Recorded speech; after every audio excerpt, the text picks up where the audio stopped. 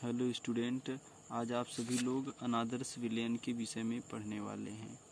तो ध्यान दीजिए, वे सभी विलयन जो किसी भी ताप या सांद्रता पर राउल्ट के नियम का पालन नहीं करते हैं उन्हें अनादर्श विलयन कहते हैं। यानी ऐसा विलयन जो राउल्ट के नियम का पालन न करे उन्हें अनादर्श विलयन कहा जाता है। अब ध्यान रखना है अनादर्श विलयन की क्या शर्तें होती हैं या किस तरह का उनका नेचर होता है। तो सबसे पहला है कि राउल्ट के नियम का पालन नहीं करते हैं।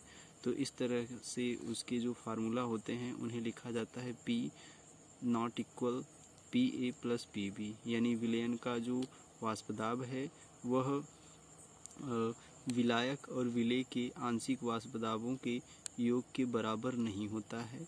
इसे हम इस तरह से भी लिख सकते हैं।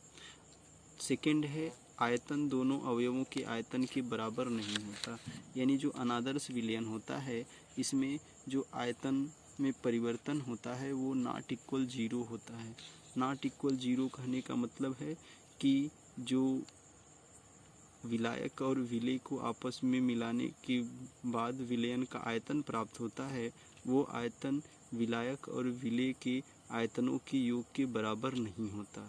यानी जितना विलायक का और विलेय का आयतन होता है उन दोनों के आयतनों को जोड़ दें तो प्राप्त विलयन का जो आयतन होता है उनसे कहीं डिफरेंट होता है, भिन्न होता है, उसके बराबर नहीं होता।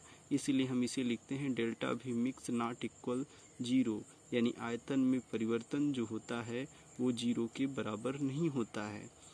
थर्ड दिया है एंथैल्पी परिवर्तन शून्य ना हो।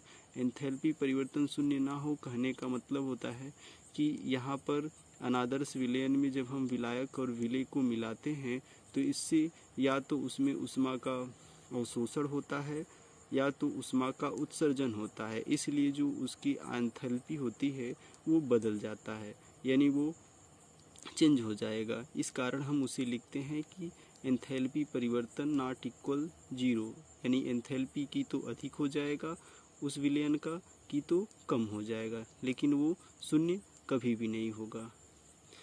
फोर्थ क्या है कि ए अन्योन्य क्रिया बल B नॉट इक्वल AA और BB के बीच, यानी कहने का मतलब है कि अगर हमारा A जो है यहाँ पर विलायक है, B विलेय है, तो इनके बीच का जो अट्रैक्शन होता है, विलयन में उपस्थित विलायक और विलेय के बीच का जो आकर्षण होता है वो शुद्ध अवस्था में विलायक विलायक के बीच जो अट्रैक्शन काम करता है, आकर्षण काम करता है, और विलेय विलेय के बीच कार्य करता है, उससे कहीं डिफरेंट होता है, परिवर्तित होता है।